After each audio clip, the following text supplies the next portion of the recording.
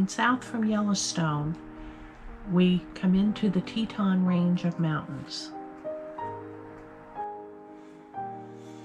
It's just a very short drive. You hardly even know that you've left one park and entered the other, but the Teton Mountains are a pretty good giveaway that you're in a new place. There's a road that goes up to Signal Mountain, and the sign here says, "Cautious, narrow, winding road." And it is 5 miles of very winding road, but the view from the top is worth every curve.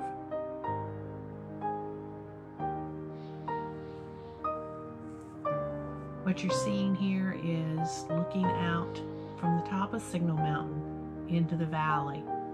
This valley was created when the tectonic plates shifted and it pushed a glacier to the east down through this area and just flattened everything out.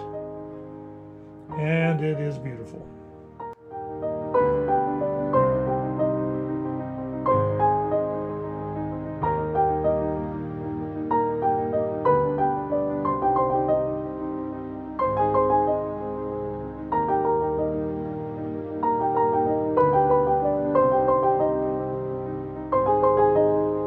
The flowers in the Teton Mountains were amazing.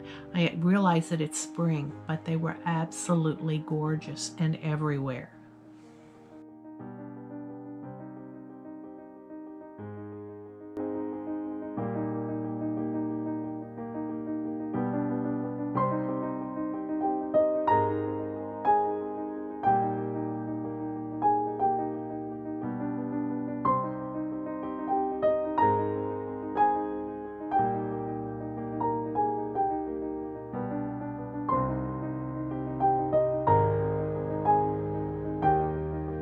This is Mount Moran with the sort of flat top on it.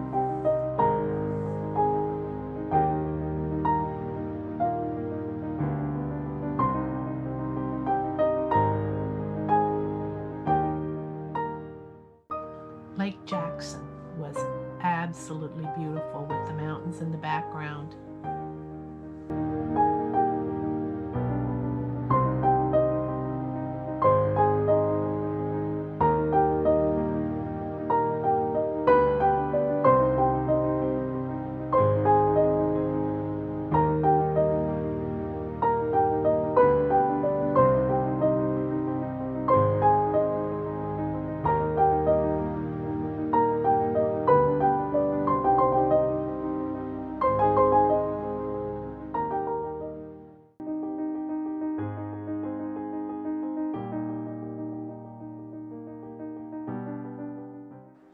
We saw this herd of elk moving through the park sort of towards evening. I'm sure they were just out looking for dinner.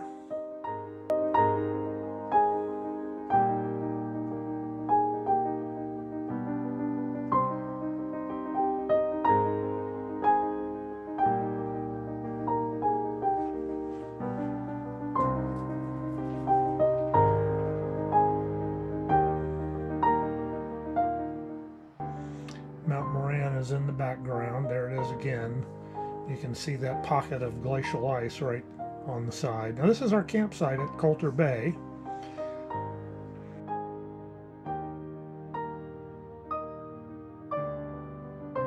We didn't have silver fox that visited us in the campsite, but we did have a red fox that came through one night. This was a hike around Colter Bay that we didn't have our bear spray, and we got pretty deep into the woods and finally decided to turn around and go back. But it really is quite a nice hike around the bay there at Colter Bay. Entering Idaho, here you see what you would expect: potato fields. Lots of potato fields.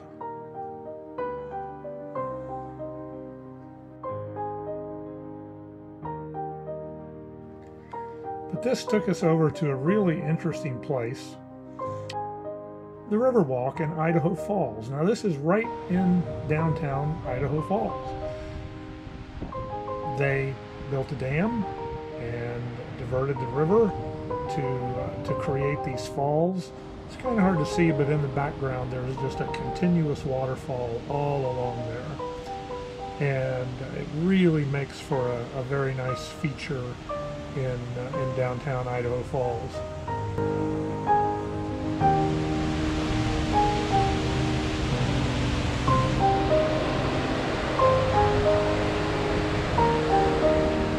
Here you see the dam.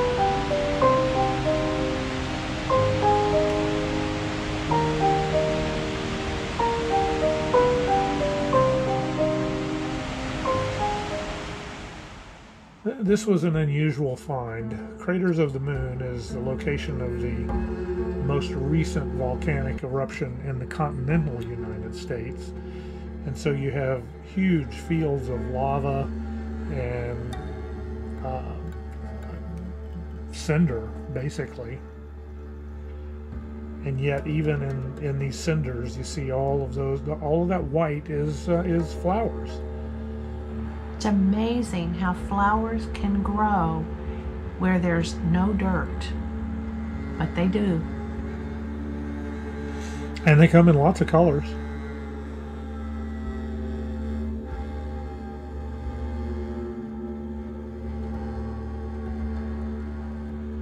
This actually was called Devil's Garden, and it was just full of little, tiny little flowers.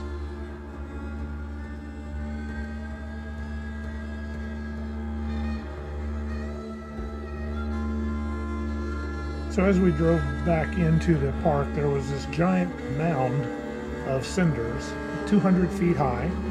I climbed to the top, and this was the view from on top of a giant cinder pile.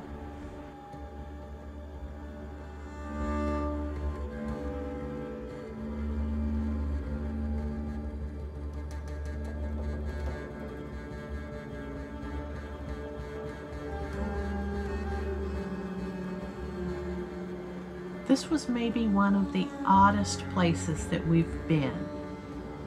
This was another walk up a cinder pile that we took. And you can see off in the distance, all you see is ash left from the volcanic eruption. And you actually walk into the cone of what was once a volcanic eruption. You can look down into the opening, and there was cool air coming out of this one.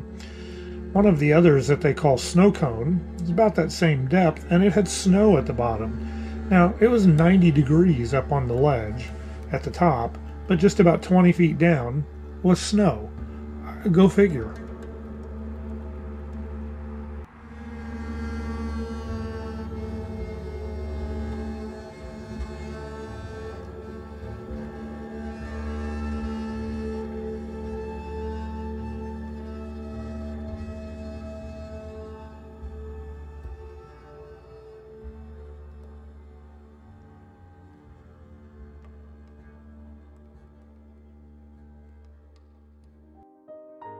From Craters of the Moon, we drove on into eastern Idaho, which is an absolutely beautiful part of Idaho. I would go back in a heartbeat.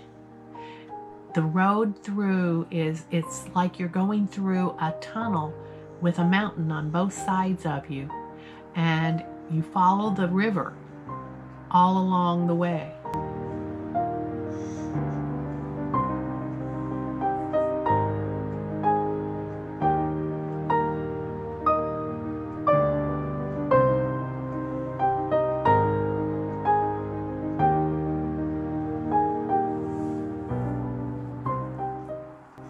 This led us to one of our nicer camping sites that we found.